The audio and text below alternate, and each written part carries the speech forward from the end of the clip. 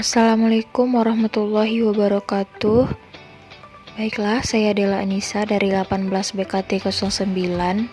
Pada kesempatan kali ini, saya akan menjelaskan tentang teknologi informasi dan komunikasi.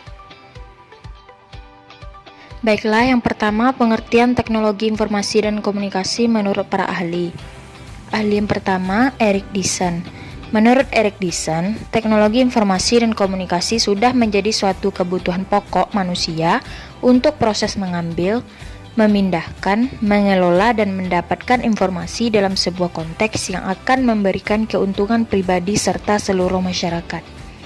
Sedangkan menurut Susanto, teknologi informasi dan komunikasi merupakan sarana atau media yang dipakai untuk kebutuhan transfer file, baik berupa informasi maupun data. Selain itu, juga menjadi sebuah alat komunikasi secara searah atau dua arah.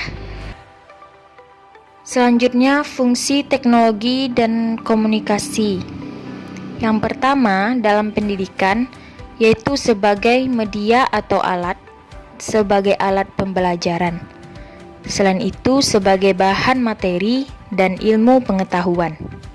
Sedangkan dalam kehidupan, fungsinya yang pertama memudahkan mengakses informasi dan pekerjaan, dan yang kedua memudahkan berkomunikasi dan bertransaksi.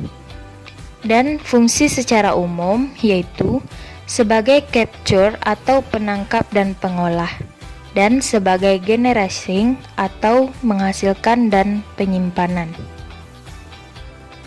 Tujuan dari teknologi informasi dan komunikasi ini adalah sebagai solusi sebuah masalah, membuka pintu kreativitas yang lebih luas, membangun efektivitas dan meningkatkan efisiensi dalam aktivitas kerja. Dengan kata lain, karena sangat solusi, kreativitas, efektivitas, dan efisiensi sangat dibutuhkan dalam sebuah sistem kerja, maka teknologi informasi ini kemudian diciptakan. Selanjutnya, perkembangan teknologi informasi dan komunikasi. Perkembangan teknologi informasi bisa dikatakan sangatlah panjang. Contoh teknologi pada masa lalu misalnya publik disuguhi dengan adanya penemuan telepon kabel, radio, televisi, kamera, dan lain sebagainya. Di Indonesia sendiri, kemajuan pesat dari teknologi informasi ini baru dimulai di tahun 1994 silam. Sejak saat itu, teknologi terus berkembang pesat, salah satunya adalah dengan mulai digunakannya internet.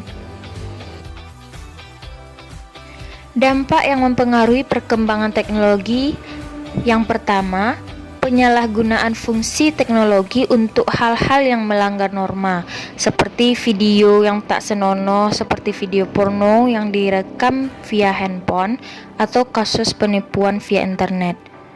Selanjutnya, kerahasiaan alat tes semakin terancam. Program tes intelijensi seperti tes Raven, differential aptitude, tes dapat diakses melalui compact disk. Implikasi dari permasalahan ini adalah tes psikologi yang ada akan mudah sekali bocor, dan pengembangan tes psikologi harus berpacu dengan kecepatan pembocoran melalui internet tersebut. Dan yang terakhir, penyalahgunaan pengetahuan bagi orang-orang tertentu untuk melakukan tindak kriminal. Kita tahu bahwa kemajuan di bidang pendidikan juga mencetak generasi yang berpengetahuan tinggi, tetapi mempunyai moral yang rendah. Contohnya, dengan ilmu komputer yang tinggi, maka orang akan berusaha menerobos sistem perbankan dan lain-lain. Pengaruh perkembangan di bidang sosial, yaitu ada dampak positif dan dampak negatif. Dampak positifnya, menjunjung tinggi pelaksanaan hak asasi manusia, mengadakan pertukaran pelajar antar negara. Sedangkan dampak negatif, yaitu menjamurnya produksi film dan musik dalam bentuk kepingan CD atau DVD. Nah, yang terakhir, pengaruh perkembangan teknologi di bidang budaya. Yang pertama, adanya perbedaan kepribadian antara pria dan wanita, dan meningkatkan rasa percaya diri, serta tekanan kompetisi yang tajam dalam sejarah perkembangan teknologi informasi dan komunikasi. Sekian pembahasan kali ini. Terima kasih. Assalamualaikum warahmatullahi wabarakatuh.